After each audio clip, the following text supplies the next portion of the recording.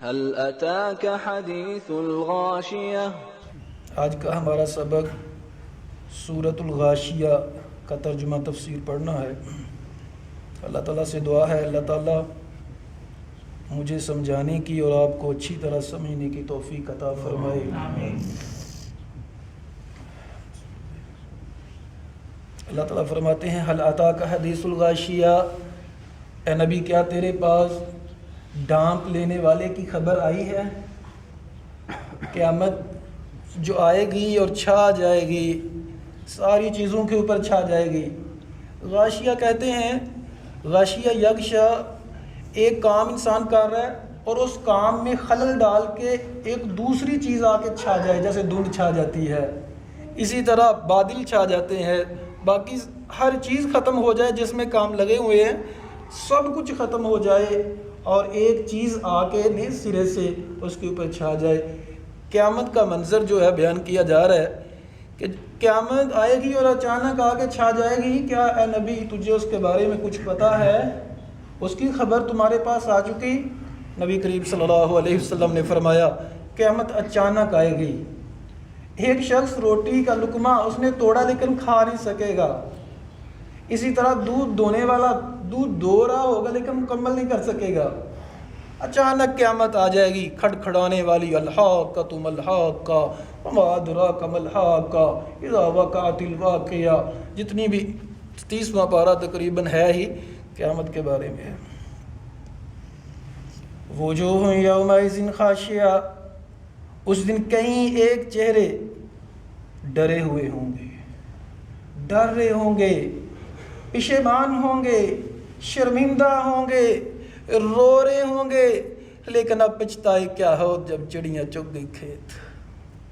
عاملۃ ناصبہ، عمل کر کر کے تھک چکے ہوں گے، کام کر کر کے تھک چکے ہوں گے، اتنی محنت کی، اتنا کام کیا دنیا میں، اتنی مصیبتیں جھیلیں، عاملۃ ناصبہ، تھک چکے تھے۔ جو عاملۃ ناصبہ ہے اس کا بہت وسیع معنی ہے۔ ایک تو جو سامنے سمجھ آ رہا ہے کہ عمل کر کر کے کام دنیاوی کاموں میں پڑے رہے، دنیاوی دندوں میں پڑے رہے، دنیا کے کاموں میں پڑے رہے، یاد ہی نہیں آیا کہ ہم نے قرآن بھی سیکھنا تھا، ہم نے رحمان کی بات کو بھی سیکھنا تھا، ہم نے رحمان کی بات کو فالو بھی کرنا تھا، ہم نے نماز بھی پڑھنی تھی۔ امام غزالی دنیا کے بارے میں اور ان چیزوں کے بارے میں فرماتے ہیں، کہتے ہیں ایک شخص ہے جا رہا تھا، اس کے پیچھے شیر لگ جاتا ہے، پھر درخت کے اوپر چڑھ جاتا ہے۔ اب شیر درخت کے اوپر نہیں چڑھ سکتا، لیکن اوپر جب دیکھتا ہے بہت بڑا اژدہا ہے، بہت بڑا اژدہا، بہت بڑا سانپ ہے اور منہ کھولے ہوئے ہیں اس کو پکڑنے کے لیے۔ پھر یہ اچانک دیکھتا ہے کہ شہد لگا ہوا ہے، شہد کا چھتا ہے اور شہد کو کھانے لگ جاتا ہے۔ اب پیچھے شیر ہے، اس کو شیر کی پرواہ نہیں، آگے اژدہا ہے، اتنا بڑا سانپ منہ کھولے ہوئے ہے، اس کو پکڑنے کے لیے بھول جاتا ہے اس کو اور شہد چاٹنا شروع کر دیتا ہے۔ پھر اچانک دیکھتا ہے کہ جس ٹہنی کے اوپر شہد لگا ہے، میں جس ٹہنی کے اوپر لٹکا ہوا ہوں، اس ٹہنی کو ایک کالا اور ایک سفید چوہا کاٹ رہا ہے۔ تو جب ٹہنی وہ دیکھتا ہے کالا اور سفید چوہے کو وہ کاٹ رہے، پریشان ہو جاتا ہے۔ جب نیچے دیکھتا ہے تھوڑا سا پریشان ہوتا ہے، جب اوپر دیکھتا ہے تھوڑی سی ٹینشن لیتا ہے۔ بہت کم لوگ ہوتے ہیں جو نیچے اور اوپر دیکھتے ہیں، لیکن زیادہ تر وہ شہد کی طرف لپکا ہے۔ اتنا بیوقوف ہے کہ یہ نہیں دیکھ رہا کہ ابھی ٹہنی کٹ جائے گی، یہ نہیں دیکھتا کہ اوپر اژدہا مجھے اپنے منہ میں ڈال لے گا، یہ نہیں دیکھتا کہ مجھے نیچے جو شیر کھڑا ہے وہ مجھے پکڑ لے گا، شہد کی طرف لپکے جا رہا ہے، شہد کھائے جا رہا ہے۔ فرماتے ہیں وہ جو اژدہا ہے وہ قبر ہے، نیچے پیچھے موت، شیر موت لگا ہوا ہے، اور کالا اور سفید جو چوہا ہے وہ دن اور رات ہیں، ہماری زندگی کو کاٹ رہے ہیں، ہمیں ہوش ہی نہیں ہے، ہم دنیا کے دندوں میں لگے ہوئے ہیں۔ فرمایا الموت قدح کل نفس شاربوها والقبر باب کل نفس داخلوہا، لوگو موت ایک ایسا پیالہ ہے ہر ایک کو پی کے رہنا ہے۔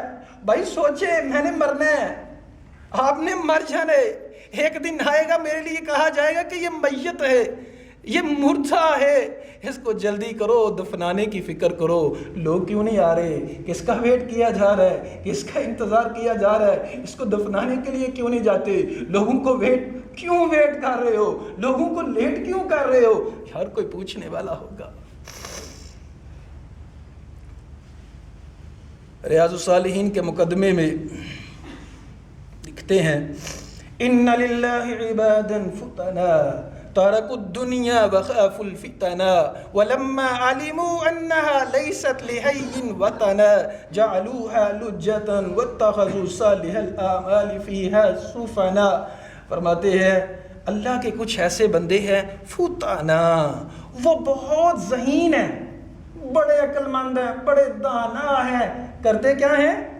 ترکوا الدنیا وخافوا الفتنا، دنیا کو صرف اتنی اہمیت دیتے ہیں جتنی اللہ نے دی ہے، فتنوں سے ڈرتے ہیں۔ اور جب ان کو یقین ہو جاتا ہے یہاں کسی نے ہمیشہ نہیں رہنا، تو پھر نیکیوں کے سمندر میں لگ جاتے ہیں، نیکیوں کے سمندر میں لگ جاتے ہیں اور کشتیاں نیکیاں بنا لیتے ہیں، نیکیوں کے اوپر لگ جاتے ہیں۔ تو ایک معنی تو یہ ہے کہ لوگ کام کر کر کے تھک چکے ہوتے ہیں لیکن ان کو کاموں کا کوئی فائدہ نہیں ہوگا، موت کو بھول گئے۔ الہاکم التکاثر حتی زرتم المقابر، لوگوں تمہیں مال اور دولت کے زیادہ حاصل کرنے نے غافل کر دیا ہے، حتی زرتم المقابر، یہاں تک کہ تم نے قبروں کو دیکھ لیا، تم قبروں کو پہنچ گئے، پھر ہوش آیا اوہو ہم نے تو نیکیاں بھی کرنی تھی، ہم نے تو نمازیں بھی پڑھنی تھیں، ہم نے تو قرآن بھی سیکھنا تھا، لیکن اب وقت جا چکا۔ دوسرا معنی جو ہے وہ اس سے بھی دہلانے والا ہے، اس سے بھی زیادہ سوچنے کے اوپر مجبور کر دیتا ہے۔ عبداللہ بن عباس کہتے ہیں، تفسیر طبری میں ہے، تفسیر ابن کثیر میں، اور بھی ہر ایک مفسر نے اس کا ذکر کیا ہے کہ اس سے مراد ایک تو عیسائی اور یہودی ہیں کہ جتنے بھی عمل کریں گے ان کے ضائع ہیں، اور دوسرے دلوں کے اوپر ہاتھ رکھ لیجئے، اور دوسرے وہ لوگ ہیں جو اپنے کام سنت کے مطابق نہیں کرتے تھے، نیکیاں کرتے تھے لیکن سنت کے مطابق نہیں کرتے تھے، عمل کر کر کے تھک چکے لیکن سارے بیکار جائیں گے، تَصْلَىٰ نَارًا حَامِيَةً، وہ بھڑکتی ہوئی آگ میں داخل ہوں گے۔ جو یاد رکھیے ہر نیکی کے لیے دو شرطیں ہیں، ایک ہے سنت کے مطابق، دوسری نیت صاف۔ اگر نیت صاف ہے، جتنی مرضی نیت صاف ہے، اگر کام سنت کے مطابق نہیں ہے تو قابل قبول نہیں ہے۔ اسی طرح اگر کام جتنا مرضی سنت کے مطابق ہے لیکن نیت صاف نہیں ہے تو کام قابل قبول نہیں ہے۔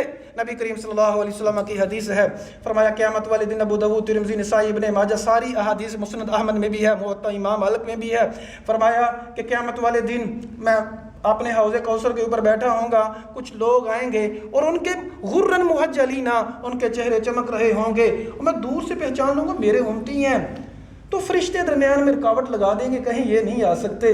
میں پوچھوں گا بھائی یہ تو میرے امتی ہیں، ان کو آنے دو۔ فرشتے کہیں گے یا رسول اللہ صلی اللہ علیہ وسلم، آپ کے بعد ان لوگوں نے دین میں اضافہ کر دیا تھا، دین میں اپنی منمانیاں کرتے تھے، دین میں بدعات ایجاد کر لی تھی، دین میں اپنی جو ہے تشریحات کا انہوں نے اضافہ کر دیا تھا، ایسا کام آپ نے نہیں کہا تھا۔ فرمائیں گے نبی صلی اللہ علیہ وسلم فسحقن فسحقن، ایسے لوگوں کو مجھ سے دور لے جاؤ۔ حاملۃ الناصبۃ تصلیٰ نارا حامیہ تسقیٰ من عین آنیہ، ان کو پلایا جائے گا گرم ترین پانی۔ لیس لہم طعام الا من ضریع، کیا ان جہنم میں ان کے لیے کوئی کھانا نہیں ہوگا مگر گرم ترین کانٹے۔ لا یسمن ولا یغنی من جوع، نہ تو ان کو موٹا کرے گا اور نہ بھوک اترے گی، نہ تو موٹے ہوں گے اور نہ بھوک اترے گی۔ یہ ان لوگوں کی بات ہے، تھوہر، کھانے کے لیے تھوہر کا درخت اور پینے کے لیے پیپ، یہ جو بڑی نفاست کرتے تھے، یہ جو بڑے نفیس لوگ ہوتے تھے، جراثیم لگ جاتے ہیں، نیچے سے پکڑ کے چیز نہیں کھانی، جراثیم لگ جائیں گے۔ اب پینے کے لیے کیا مل رہا ہے؟ پیپ، جہنمیوں کے ریشے، اور ان سے نکلنے والی پیپ تھوہر کا درخت۔ عزیزو یہ آیات میرے لیے، قسم رب کعبہ کی بھائیو، یہ کافروں کے لیے نہیں ہے صرف، یہ میرے لیے ہے بھائی، یہ آپ کے لیے ہے۔ پلیز اس کے بارے میں سوچئے۔ صحابہ کرام اتنا ڈرتے تھے، اتنا روتے تھے، اتنا روتے تھے۔ عمر فاروق جن کے بارے میں کہا پکے جنتی ہیں، وہ اتنے روتے تھے، اتنے زیادہ روتے تھے، کہتے ہیں واقعہ نے مجھے بوڑھا کر دیا ہے، مجھے 30ویں پارے نے بوڑھا کر دیا ہے۔ تو ہم تو سوچتے نہیں، ہم سمجھتے ہیں ہم پکے جنتی ہیں۔ نبی کریم صلی اللہ علیہ وسلم 100 سے زیادہ استغفار کر رہے ہیں، مجھے پرواہ نہیں ہے۔ تو اس صورت میں ایک گروہ کا ذکر کیا گیا جو یہ کام کریں گے، اور دوسرا وجوہ یومئذ ناعمہ، اور بعض چہرے ایسے ہوں گے تر و تازہ، لسعیہا راضیہ، اپنی محنت کے اوپر راضی ہوں گے، فی جنت عالیہ، بلند جنت میں ہوں گے، لا تسمع فیہا لاغیہ، وہاں کوئی لغو بات نہیں سنیں گے، فیہا عین جاریہ، وہاں جاری چشمے ہوں گے، فیہا سرر مرفوعہ، ان کے لیے بلند تخت ہوں گے، بلند تخت ہوں گے، واکواب موضوعہ، اور پیالے ہوں گے رکھے ہوئے جام، زبردست ترتیب سے رکھے ہوئے، وَنَمَارِكُ مَصْفُوفَةً، اور قلین بچھائے ہوئے، وَنَمَارِكُ مَصْفُوفَةً، چٹائیاں صفیں لگائی ہوئی ہوں گی، وَزَرَابِيُّ مَبْثُوثَةً، اور بچھائے ہوئے قالین ہوں گے جنتیوں کے لیے۔ ایک تو پچھلی آیت میں بھی اور اس آیت میں بھی فرمایا کہ چہرے جو ہیں، چہروں کے اوپر انسان پہچانے جائیں گے، چہرے کے اوپر پریشانی ہوگی، اور دوسرے جو ہیں نیکوکار جنہوں نے دنیا میں محنتیں کی تھیں۔ آپ لوگوں کا وقت بہت قیمتی ہے بھائی، آپ لوگوں کے گھروں میں بھی کالیں آ رہی ہوں گی، مہمانوں نے آنا ہے، دوسرے کام ہے، لیکن آپ بیٹھے ہوئے ہیں کیوں؟ اللہ کرے پہلے تو جب بھی آپ کو نیکی کا کام کریں تو اس میں نیت آپ کی اللہ کے لیے، اللہ صاحب کو نیت درست رکھنے کی توفیق عطا فرمائے۔ بھائی آپ بھی یہ معاشرے کا حصہ ہیں، آپ بیٹھے ہوئے ہیں، آپ نے کوشش کی تو کیا اللہ آپ کو اجر نہیں دے گا؟ ضرور دے گا۔ فرمایا وجوہ یومئذ ناعمہ، ایسے لوگ ان کے چہرے تر و تازہ ہوں گے، لسعیہا راضیہ، ان کی اپنی کوشش کے اوپر بڑے خوش ہوں گے۔ اچھا آپ لوگوں کو پتہ ہے کہ زیادہ تر لوگ قرآن کی طرف، حدیث کی طرف کیوں نہیں آتے؟ یہ قرآن سیکھنے کے لیے، ان کو حاصل کرنے کے لیے اپنا وقت نہیں لگاتے، کیوں؟ کیونکہ یہاں اس کی مانگ نہیں ہے، کوئی نہیں پوچھے گا، کوئی نہیں کہے گا کہ بھائی یہ ڈگری کون سی لی ہے، کس یونیورسٹی سے پڑھا ہے، یہ جاب دیتے ہیں آپ کو، رینکنگ، آپ کا رینک اتنا بڑھ جائے گا، دنیا میں اس کا پڑھنے کا فائدہ نہیں ہوتا بھائی۔ یہ دنیاوی طور پہ قرآن کو سیکھنے سکھلانے کا بظاہر کوئی فائدہ نہیں ہے، اور آپ جو سیکھ رہے ہیں دنیا میں آپ کو کوئی اس کی وجہ سے ٹرافی نہیں ملے گی، کوئی فائدہ نہیں ہوگا، اس وجہ سے لوگ اس کی طرف نہیں آتے۔ پھر لوگ پوچھتے ہیں کہ پھر ہم کیوں سیکھیں؟ اللہ کے بندو قرآن سیکھو، قرآن کے لیے بیٹھو، اللہ کے لیے بیٹھو، اس لیے ہمارا شمار ان لوگوں میں سے ہو سکے۔ لسعیہا راضیہ، جو ہم نے کوشش کی ہوگی اس کے اوپر راضی ہوں گے۔ قیامت کو دیکھو، قیامت کو سوچو، آخرت کی فکر کرو۔ تو اللہ تعالیٰ فرماتے ہیں ایسے لوگوں کے چہرے تر و تازہ ہوں گے، اور اپنی وہ محنت کے اوپر جو انہوں نے کی ہوگی بڑے راضی ہوں گے، بڑے خوش ہوں گے۔ نبی کریم صلی اللہ علیہ وسلم نے فرمایا، اور قرآن کی آیت کا مفہوم بھی یہ ہے، فرمایا سب سے بڑی کامیابی وہ شخص کے لیے ہے جو جنت میں داخل ہو گیا، جہنم سے بچ گیا۔ اور تم سمجھتے ہو قرآن پڑھنے پڑھانے کا فائدہ کیا ہے؟ یہ قرآن سیکھنے سکھلانے، یہ کورس کرنے کا فائدہ کیا ہے؟ ہمیں کوئی پوچھے گا نہیں، ہمیں کوئی داد نہیں دے گا، ہمیں کوئی ڈگری نہیں دے گا۔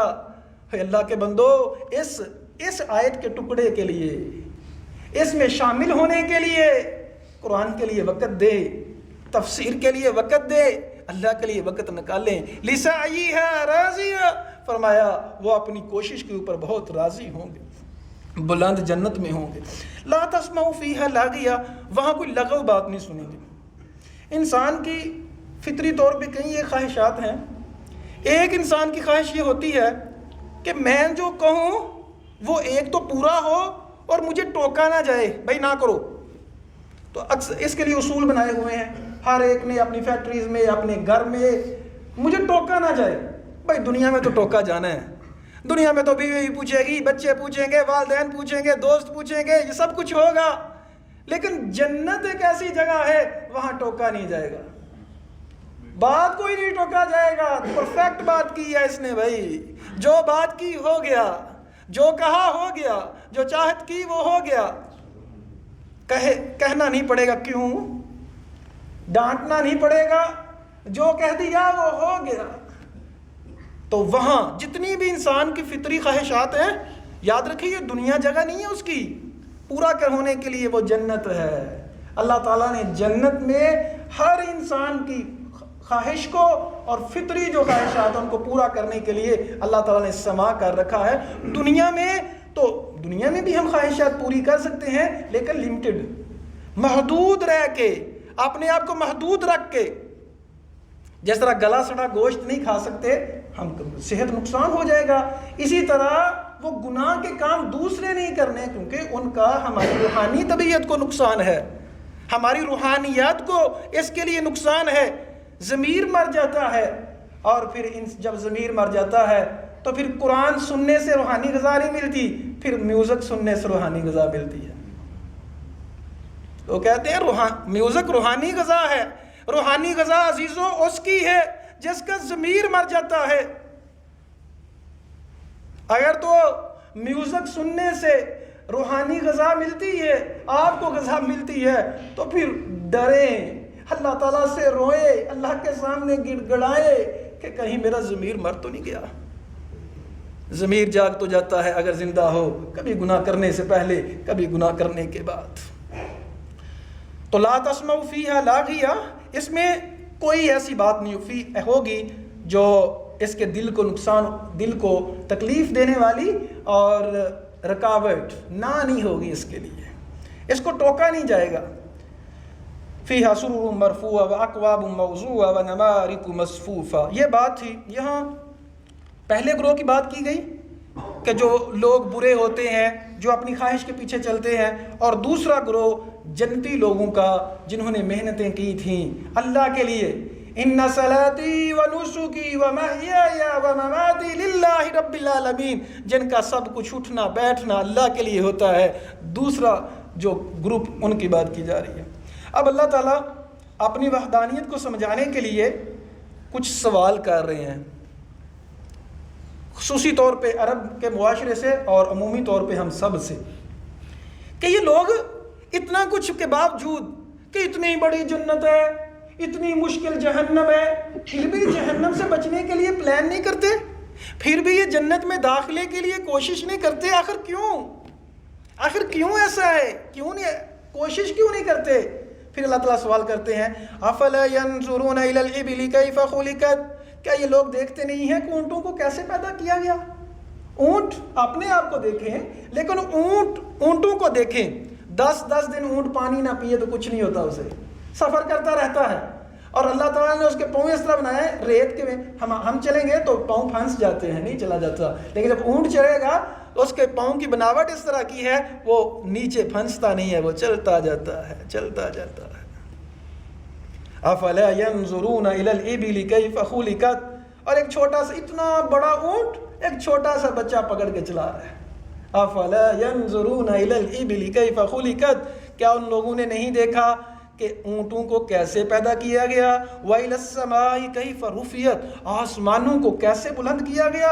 وَإِلَى الْجِبَالِ كَيْفَ نُصِبَتْ، اور پہاڑوں کو کیسے گاڑ دیا گیا؟ وَإِلَى الْأَرْضِ كَيْفَ سُطِحَتْ، اور زمین کو کیسے بچھا دیا گیا؟ زمین گول ہے نا جی، گول ہے۔ کبھی آپ کو، یہ تو ہم کہتے ہیں گول ہے، سائنسدانوں نے کہا گول ہے، ہم مان رہے ہیں، لیکن ہم چلتے جاتے ہیں، چاہے امریکہ چلے جائیں، جتنی دور مرضی چلے جائیں، ایسے ہی نظر آتا ہے جیسے زمین بچھی ہوئی ہے، ایسے ہی نظر آتا ہے نا، زمین بچھی ہوئی ہے۔ تو وہ اللہ کا نظام ہے۔ اللہ نے کہا کل فی فلک یسبحون، ہر ایک چیز گھوم رہی ہے۔ ہم کہتے ہیں گول ہے زمین، قرآن میں کہیں نہیں ہے کہ یہ چکوتری ہے، وہ تو ہے بچھائی ہوئی ہے، تو بچھی تو اس طرح بھی ہو سکتی ہے، لیکن ہمیں بچھی ہی نظر آتی ہے، چونکہ عرب معاشرہ جو تھا اتنی جدت تو نہیں تھی، یہ جو ہم دیکھتے ہیں اتنی زیادہ جدت ہے، آنکھ جو کچھ دیکھتی ہے لب پہ آ سکتا نہیں۔ محو حیرت ہوں کہ انسان کیا ہو جائے گا کہ اب تو اتنی زیادہ ترقی ہو گئی، اتنی زیادہ ترقی ہے تو اس وقت جو سادہ لوگ تھے ان کا تعلق اونٹوں کے اوپر سفر کرنا. تو اللہ تعالیٰ فرماتے ہیں اونٹوں میں غور کر لو. پھر اوپر آسمان کو دیکھتے تھے, بھائی آسمان کے اوپر غور کر لو, چل رہے ہیں رستہ ختم ہی نہیں ہو رہا. بھائی زمین کے اوپر غور کر لو, کچھ تو غور کرو, کچھ تو سوچو, کسی طرح تو اپنے آپ کو نیکی کے لیے لے کے آؤ, جنت کی کوشش پیدا کرو, جنت کی تما پیدا کرو, کچھ تو فکر کرو. فذکر, چوتھا موضوع شروع ہو رہا ہے, فذکر, اے نبی نصیحت کیجئے, انما انت مذکر, آپ نصیحت کرنے والے ہیں, آپ کا کام نصیحت کرنا, نصیحت کریں. لست علیہم بمسیطر, آپ ان کے اوپر دروغہ نہیں ہیں, پہرے دار نہیں ہیں آپ کہ زبردستی کروانا ہے. یہ جو آیت ہے اس سے نکلتا ہے کہ دین میں زبردستی کوئی نہیں ہے, کوئی زبردستی نہیں. جو چاہے جس طرح مرضی چاہے کرنا چاہتا ہے کرو, کرے وہ, اور پھر قیامت والے دن ہر کوئی دیکھ لے گا, جو نیکی کرے گا وہ نیکی دیکھ لے گا, جو برائی کرے گا وہ برائی دیکھ لے گا. الا من تولا وکفر, اے نبی آپ نصیحت کیجئے, الا من تولا وکفر, جو منہ پھیر لے گا اور کفر کرے گا. دو باتیں ہیں یہاں, ایک کافروں کی بات کی جا رہی ہے اور ایک مسلمانوں کی. ایک وہ شخص, ذرا غور سے سنیے گا, الا من تولا وکفر, مگر وہ شخص جو منہ پھیر لیتا ہے اور کفر کرتا ہے. ایک جو کفر کا ہے ہی کافر, اس نے سننا ہی کوئی نہیں, ہے ہی کافر. دوسرا پتا ہے کہ نماز پڑھنی ہے لیکن منہ پھیر لیتا ہے, منہ پھیر لیتا ہے. پتا ہونا کہ اس شخص نے نماز کا کہنا ہے, دور سے چلے جائیں گے, وہ اس نے نماز کا کہنا ہے, بھاگو بھائی,